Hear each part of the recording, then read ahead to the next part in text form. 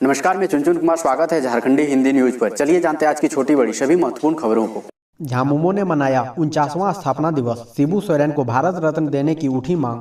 झारखंड मुक्ति मोर्चा का गुरुवार को धनबाद में 49वां स्थापना दिवस मनाया गया। 4 फरवरी 1973 को धनबाद में ही झामुमो की स्थापना हुई थी। प्रत्येक साल 4 फरवरी को यहां स्थापना दिवस मनाया जाता है। समारोह के दौरान झामुमो अध्यक्ष शिबू सोरेन को भारत रत्न देने की मांग की गई। जेपीएससी की उम्र सीमा में छूट। टीएससी नियमावली को कैबिनेट की मंजूरी। जानिए अन्य फैसले। हेमंत सरकार ने जेपीएससी सिविल सेवा परीक्षा की उम्र सीमा में 4 साल 7 महीने की छूट दी है। साथ ही एससी, एसटी, बीसी और ईडब्ल्यूएस श्रेणी के अभ्यर्थियों के पद के 15 गुना भरने के लिए पीटी के क्वालिफाइंग मार्क्स में 8% से नीचे जाने की सीमा हटा दी गई है। सिविल सेवा परीक्षा में अधिकतम उम्र सीमा की कट ऑफ 1 अगस्त 2016 और न्यूनतम की 1 मार्च 2021 होगी। इससे जुड़ी प्रस्तावों को बुधवार को कैबिनेट में मंजूरी दी गई। कोरोना टीका को लेकर झारखंड के स्वास्थ्य कर्मियों में रुचि कम। मात्र 41% लोगों को लगा है टीका। झारखंड में कोरोना टीकाकरण की गति धीमी है। 3 फरवरी तक केवल 41% स्वास्थ्य कर्मियों को ही टीका लगाया जा सका है। 16 जनवरी से झारखंड समेत पूरे देश में टीकाकरण अभियान शुरू हुआ है। झारखंड में पहले चरण में 1,63,844 स्वास्थ्य कर्मियों को टीका देने का लक्ष्य रखा गया है, पर 3 फरवरी तक केवल 66,510 लोगों का टीकाकरण हो सका।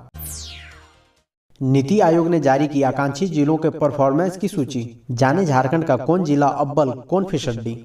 नीति आयोग ने देश में आकांक्षी जिलों के प्रदर्शन की सूची जारी की है। इस सूची में देश के 122 जिले शामिल हैं। दुर्भाग्य की बात यह है कि झारखंड के 3 जिले 1 से 100 के बीच भी अपना स्थान नहीं बना पाए हैं। इनमें लोहरदगा, हजारीबाग और साहिबगंज शामिल है। लोहरदगा का प्रतिनिधित्व झारखंड के वित्त मंत्री रामेश्वर उरांव करते हैं, तो साहिबगंज जिले के बरहेट विधानसभा क्षेत्र का प्रतिनिधित्व झारखंड के मुख्यमंत्री हेमंत सोरेन। हालांकि अच्छी बात यह है कि टॉप 10 में झारखंड के 2 जिले गढ़वा और बोकारो अपना स्थान बनाने में सफल रहे हैं। जनवरी ने भर दी झारखंड सरकार की झोली। खजाने में आए 2000 करोड़। झारखंड कोरोना की मंदी के दौर से अब तकरीबन उबर चुका है। राजस्व के मोर्चे पर संभलते हालात कुछ ऐसा ही बयां कर रहे हैं। जनवरी माह में वाणिज्य कर विभाग का राजस्व संग्रह रिकॉर्ड स्तर पर पहुंचता दिखाई दिया। जीएसटी और वैट का संग्रह तथा जीएसटी कंपनसेशन के एवज में लोन के मद में मिली राशि ने जनवरी माह के राजस्व संग्रह को 2000 करोड़ के पार कर दिया है। यह अब तक का सर्वाधिक संग्रह है।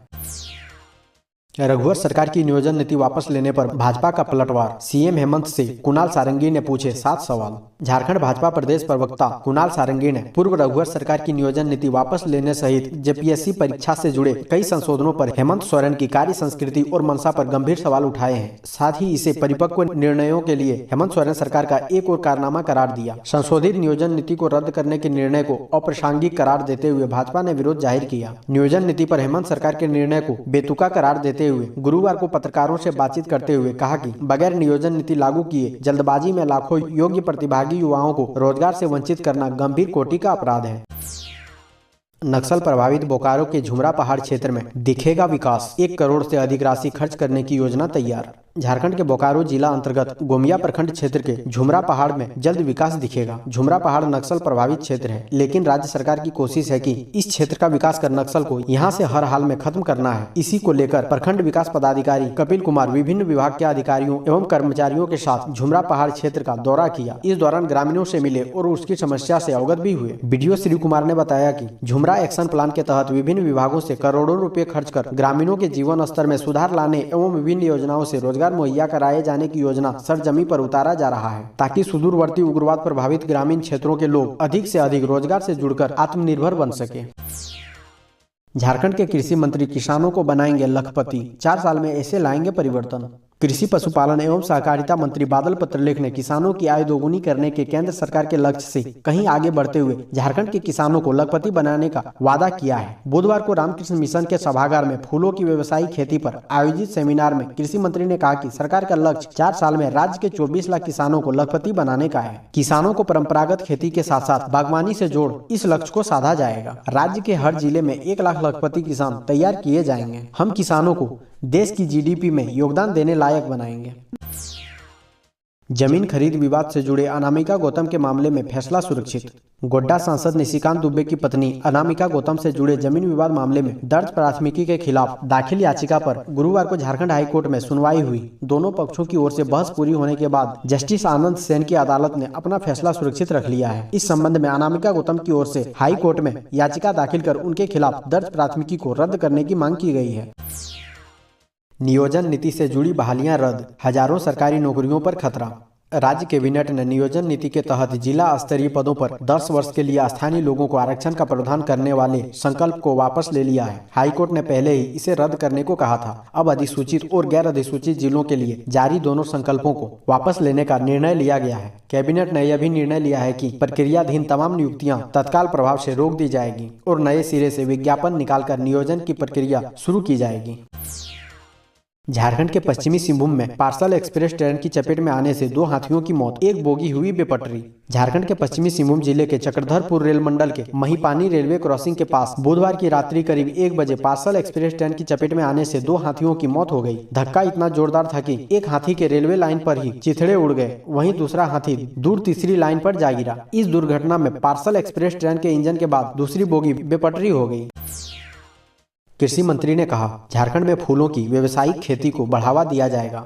दिव्यायन कृषि विज्ञान केंद्र, रामकृष्ण मिशन आश्रम मोहराबादी व जिला उद्यान पदाधिकारी कार्यालय के संयुक्त सहयोग से बुधवार को कार्यशाला हुई। इसका विषय था झारखंड में फूलों की व्यावसायिक खेती, वर्तमान परिदृश्य और संभावनाएं। मुख्य अतिथि कृषि मंत्री बादल पत्रलेख ने दीप प्रज्वलित कर कार्यक्रम का उद्घाटन किया। रामकृष्ण आश्रम के सचिव स्वामी सावेशानंद जी ने कृषि विज्ञान केंद्र के क्रियाकलापों की जानकारी दी। कृषि मंत्री ने कहा कि प्रदेश के 25% किसानों को फूलों की खेती करने के लिए राज्य सरकार अवसर प्रदान करेगी। इसके लिए सरकार प्रयासरत है। कृषकों को आमदनी बढ़ाने के लिए फूलों की खेती अच्छा विकल्प है।